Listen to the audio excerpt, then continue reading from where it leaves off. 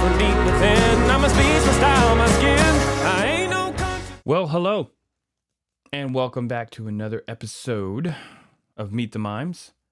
Today, we're talking about another person in history that I thought was very fascinating. Again, I will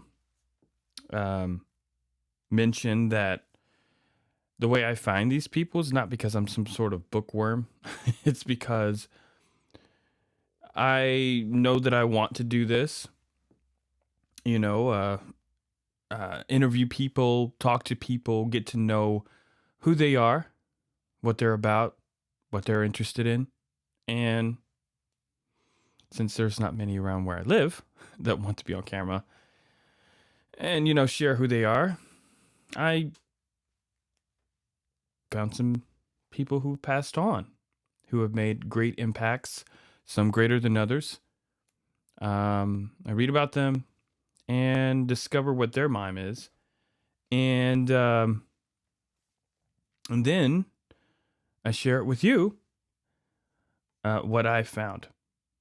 So, today's guest is Nellie Bly.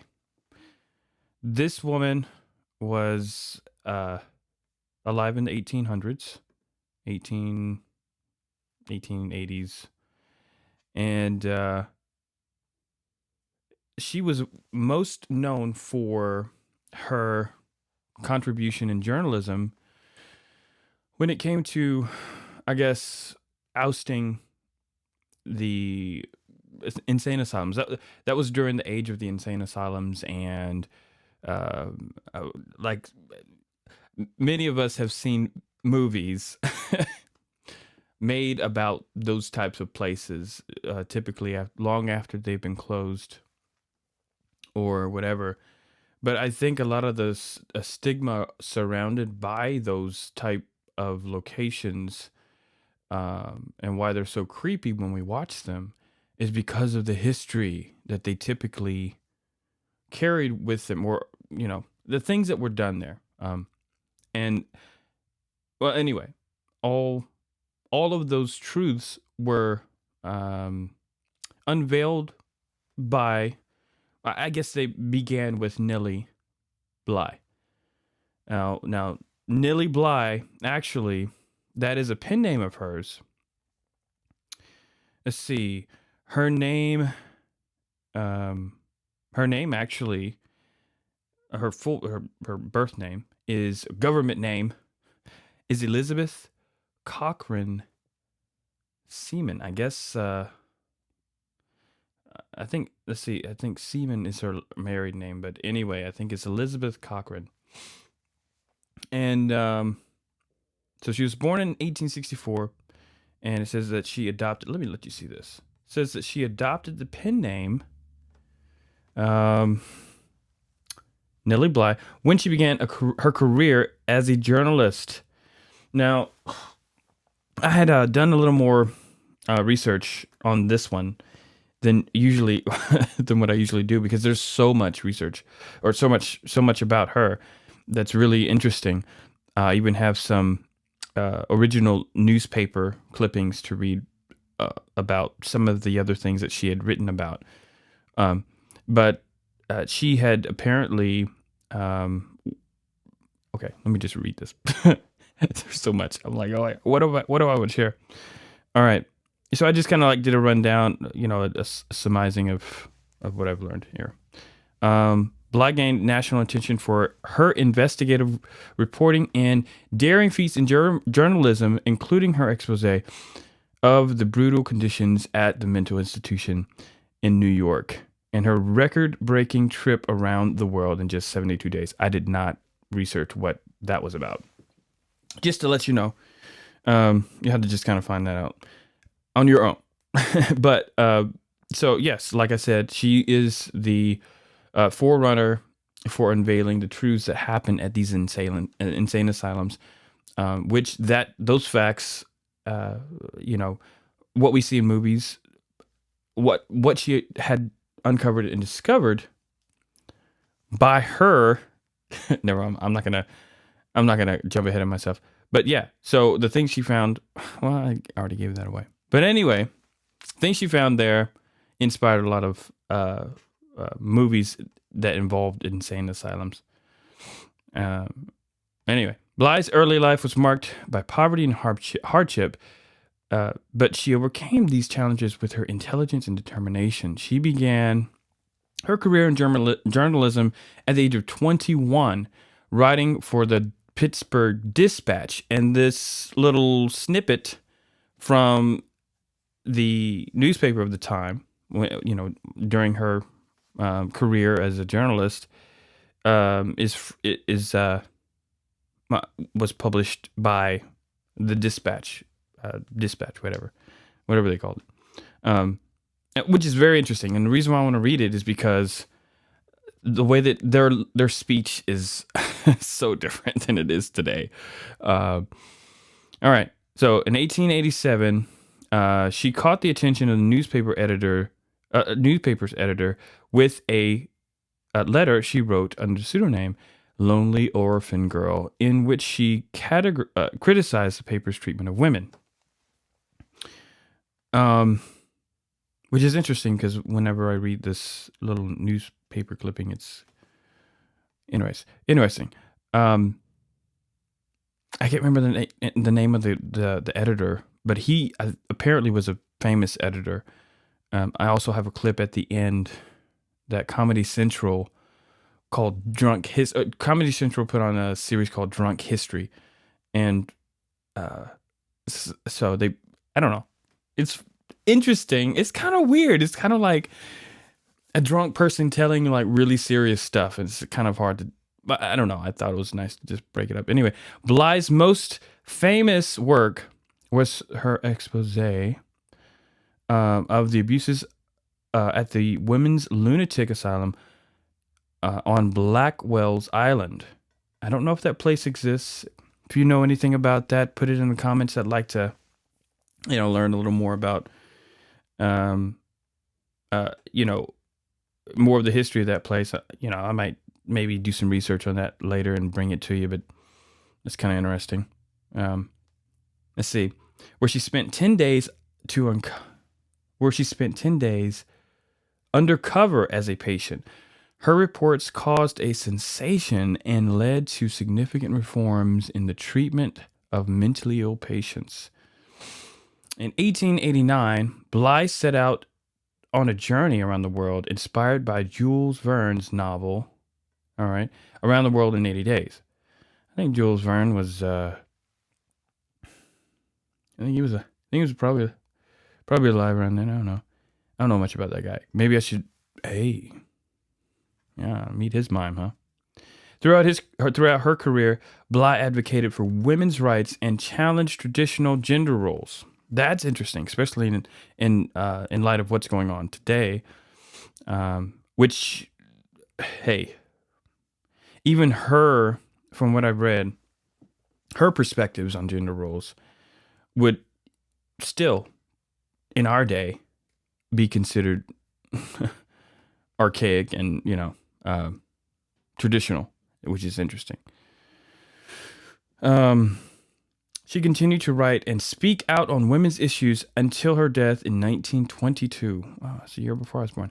Her contributions to journalism and women's rights continue to inspire and influence generations of journalists and activists. So, on to some more interesting stuff about what she has done for us. And I say for us is because,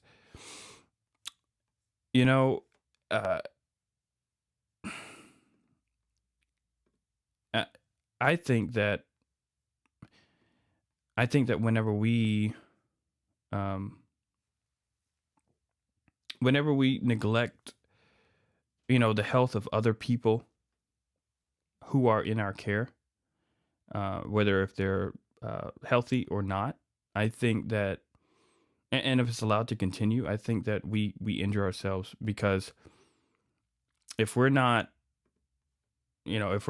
looking to look out for those people who are in need or who are vulnerable to us. I think that in some way that kind of emanates outwardly, um, in very, I don't know, hard to identify ways. It could come out in your speech. It can come out in your just your body language and things like that. And people typically who are vulnerable are quite sensitive to the things that come from you or come from everyone that is around them. So they're a little bit more sensitive. And I think she really shed the light on that, because I had read some accounts where like she would witness where like the nurses would hit, you know, hit the patients, or would drug them so they'll go to sleep so they can get, get some rest or whatever. They would feed them spoiled food, or um, food that was ill prepared, or I mean just abusive. And I just thinking about that. I know it's a different day. I remember talking to my granddad. He passed away maybe 15 years ago. And, he was telling me about, just how life was. He was born in 1920, 1920, I think. And, of course, growing up a black man in America at that time was something else. But I remember him telling me that the difference between then and now, outside of the race thing, was that it was so hard to live. I mean, that the general consensus of like the country was like human life didn't really matter. It didn't really matter. And one of the, I don't know, it's maybe what he was trying to tell me was what I am discovering in reading about what Nellie Bly had uncovered is just like the tendency of human nature to kind of lord over people who are vulnerable to us, right? And that's why I think that her story, Nellie Bly's story, and what she did is so important, because I think it unveils to us who we can be as people, as humans, and also who we can be if we make better choices. I also want to share this one right here. Yeah, just like a picture of that. I mean, I think it's pretty neat. Look at that. I mean, I can't really. I don't think I can. Can I? Let's see. No, I can't. It's like, no, you have a proportion, so you're supposed to. But anyway, so I've got a little snippet taken out of that. I wanted to show you the whole thing, and this is pretty neat, because I thought that, first of all, I think it's super cool that the that the way that they typed back then is super cool, right? Like these in the age of what are these, computers and devices, everything's digital. I mean, even before the show, I grabbed, I was like, man, okay, I've got to put some notes down so I remember as I'm creating in front of the camera, what comes next.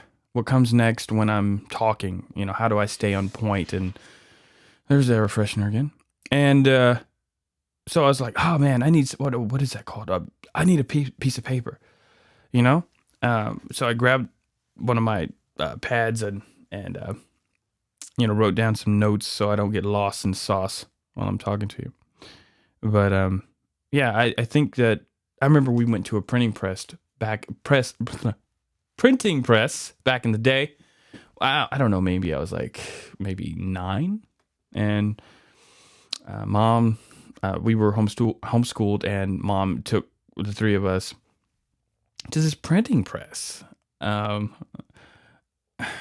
local printing press over on I can't remember the street, but anyway, I thought it was neat. And looking at these newspaper clippings, I thought it was pretty cool. I mean, it was kind of gave that nostalgic, feel. It reminded me of, the process of printing and how tedious it was. I mean, arranging all these little letters, these little things. Well, I don't know what they're called, but it was pretty neat. And let you know how much I paid attention. But anyway, this is one of the articles that Nellie Bly had, man, I always forget to turn this off.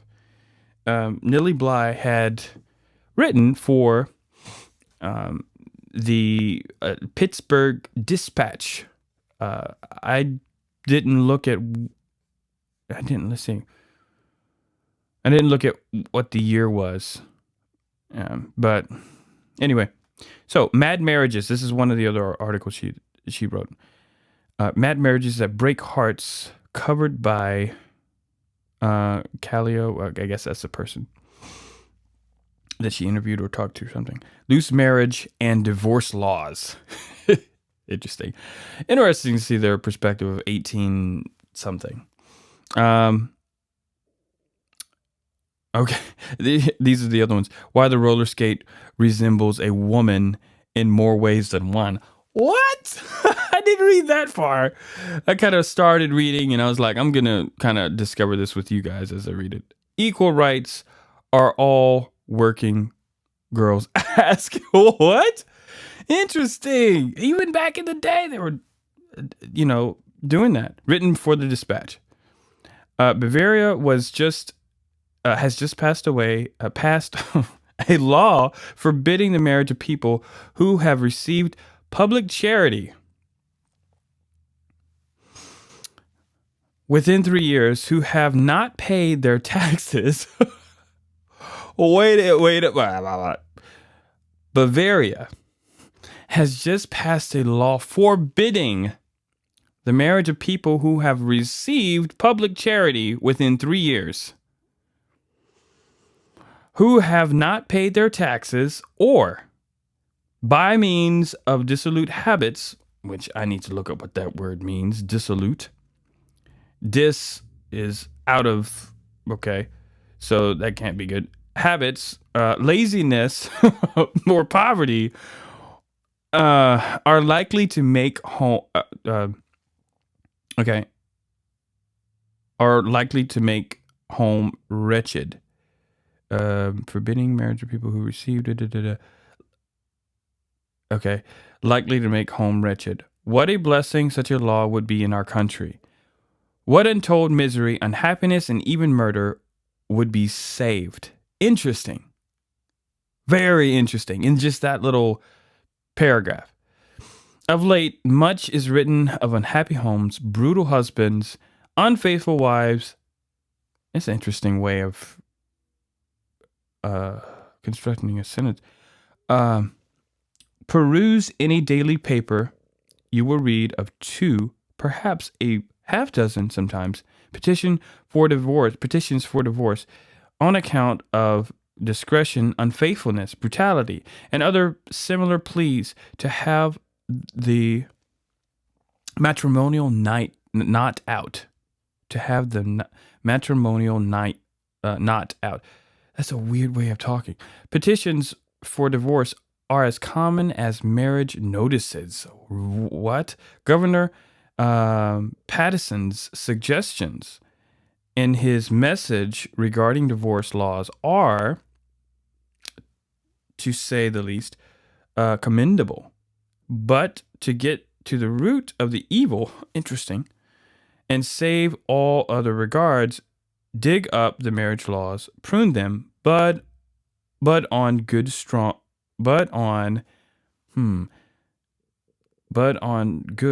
strong sensible laws, and the fruit will be good. Divorce will then be will not be necessary. That's hard to read. You think about how life is right now.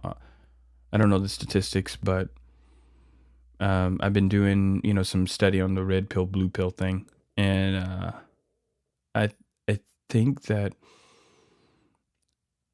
they say that in so many years, like, I don't know. I'm not going to try to rehash or what they said, but I don't know. That's something else. Okay. By the way, this is all on Nellie Bly online.net. I got these two from there. Bro, I want to read that whole thing that she's got right there. Man, I mean, equal rights are all working girls ask. What? Something came to mind. I was thinking, this is 1886, right? 1880s. So that's a few years ago. And the crazy thing is that we're still dealing with the same things now. We're still dealing with that. Issues with marriage and, people just not wanting to follow through with what they say they're going to do.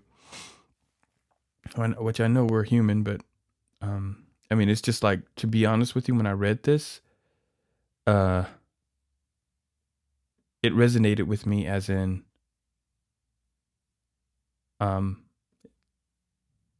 like this person was writing in my time right now.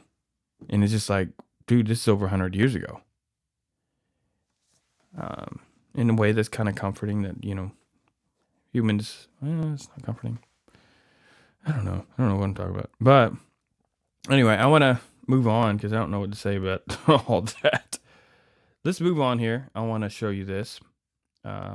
This video. I like to include videos because, I don't want to sit here and talk all the time, and I don't want to talk about history for like 3 hours. Man, there's this guy that's on the Apple Podcasts. Listening to his history podcasts is amazing. I can't remember what it's called, but he delves into the history and the people behind the history. Man, I wish I had that, but I might find it and leave you a link in the down below. But I want to say thank you to Miss Bly, Miss Cochran, for what she's done. And until the next time, be thinking about what your mime is. What is your passion? What is it that you are performing without words in your life, that you are presenting to the world every moment that you're alive? And while you think over that, I'll look for someone else to talk to about, about.